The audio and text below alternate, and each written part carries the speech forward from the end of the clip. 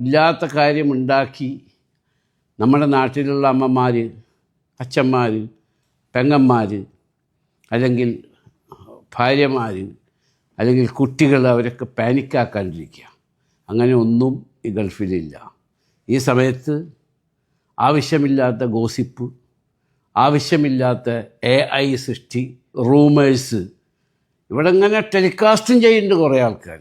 എന്നോട് ഒരുപാട് ആളുകൾ വിളിക്കുകയും മെസ്സേജ് അയക്കുകയും പല മീഡിയ ദൃശ്യമാധ്യമ സുഹൃത്തുക്കളൊക്കെ വിളിക്കുകയൊക്കെ ചെയ്യുന്നുണ്ട്. എനിക്ക് പറയാനുള്ളത്, GCC രാജ്യമെന്ന് പറയുന്നത് നമ്മൾക്ക് അന്നം തരുന്ന രാജ്യമാണ്. ഈ രാജ്യത്തിന് ഒന്നും സംഭവിക്കരുതേ എന്ന് എല്ലാ മതവിഭാഗങ്ങളിൽപ്പെട്ടവരും പ്രാർത്ഥിക്കണം. ഏകനായ സൃഷ്ടാവായ ദൈവം, ആ ദൈവത്തിലേക്കാണ് പ്രാർത്ഥന നമ്മളുടെ കടമയാണ്. ഈ രാജ്യങ്ങൾക്ക് വേണ്ടി, ഈ രാജ്യത്തിലെ ഭരണാധികാരികൾക്ക് വേണ്ടി. പിന്നൊരു കാര്യം, ഈ രാജ്യത്തിന് എന്ത് സംഭവിച്ചാലും അതിനെ പ്രതിരോധിക്കേണ്ട കഴിവും പ്രാപ്തിയും തൻ്റെ ഇടവും ബുദ്ധിയും സമ്പത്തുമുള്ള GCCയിലെ ഭരണാധികാരികളാണ്, ഗവൺമെൻറ്റാണ്. അത് അതിൻ്റേതായ രീതിയിലും രൂപത്തിലും ഭാവത്തിലും അവരത് നിർവഹിക്കുന്നുണ്ട്. ഈ രാജ്യത്തെ പ്രൊട്ടക്റ്റ് ചെയ്യുന്ന എല്ലാ കാര്യങ്ങളും ഇവിടുത്തെ ഭരണാധികാരികളും രാജാക്കന്മാരും ഷെയ്ഖുമാരും പ്രസിഡൻറ്റുമാരും എല്ലാവരും ചെയ്യുന്നുണ്ട്. അപ്പോൾ നാട്ടിലുള്ളവർ തീർച്ചയായിട്ടും ഓരോ കുടുംബത്തിൽ നിന്നും ആരെങ്കിലും ഒരു ബന്ധു ഗൾഫിലില്ലാണ്ടിരിക്കില്ല. അവരൊക്കെ വളരെയധികം വറീഡാണ്. ഈ സമയത്ത് ആവശ്യമില്ലാത്ത ഗോസിപ്പ്, ആവശ്യമില്ലാത്ത AI സൃഷ്ടി, റൂമേഴ്സ് ഇവിടെ ഇങ്ങനെ ടെലികാസ്റ്റും ചെയ്യുന്നുണ്ട് കുറേ ആൾക്കാർ.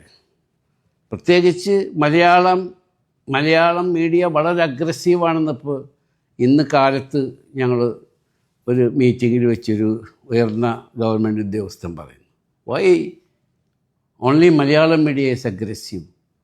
ഞാൻ പറഞ്ഞു, your excellency, from each house there will be 1 or 2 people working in Gulf. That's why they want to know what happening. അപ്പോൾ സത്യസന്ധമായി ഇവിടുന്ന് റിപ്പോർട്ട് ചെയ്യുക. ഇവിടുത്തെ ഗവൺമെൻറ്, ഈ GCCയിലെ ഗവൺമെൻറ് വളരെ ശക്തമായി അത് നിരീക്ഷിക്കുന്നുണ്ട്. പിന്നെ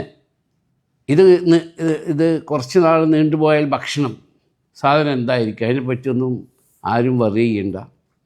അതിനൊക്കെ ഇവിടുത്തെ ഭരണാധികാരികൾ അതിൻ്റേതായ എല്ലാ പ്രിക്കോഷനും എടുത്തിട്ടുണ്ട്.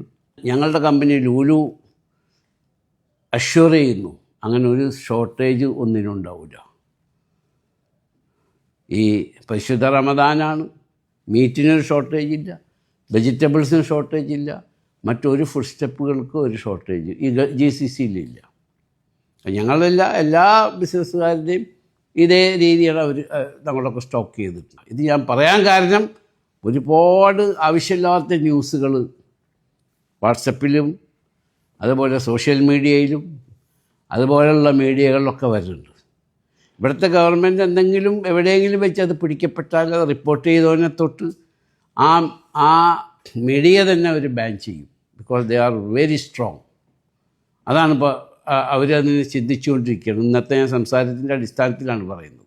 അങ്ങനത്തെ ഒരു സിറ്റുവേഷൻ ഉണ്ടാവാതിരിക്കട്ടെ എന്ന് പ്രാർത്ഥിക്കുക. നമ്മൾ സന്തോഷകരമായി ഇനിയും ഈ രാജ്യത്ത് നിന്ന് നമ്മുടെ അന്നം കച്ചവടം ചെയ്താലും ജോലി ചെയ്താലും ആയതുകൊണ്ട് ദയവ് ചെയ്ത് ഗവൺമെൻറ് മീഡിയകളിൽ നിന്ന് കിട്ടുന്ന ന്യൂസുകൾ മാത്രം നിങ്ങൾ റിപ്പോർട്ട് ചെയ്യാൻ പാടുള്ളൂ.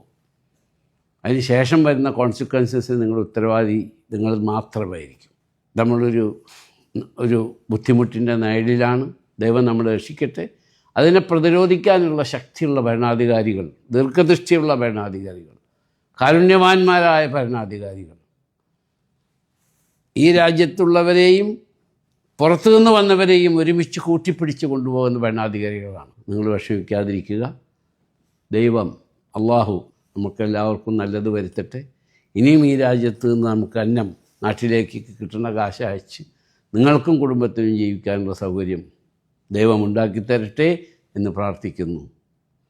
എല്ലാവർക്കും റമദാൻ ആശംസകൾ.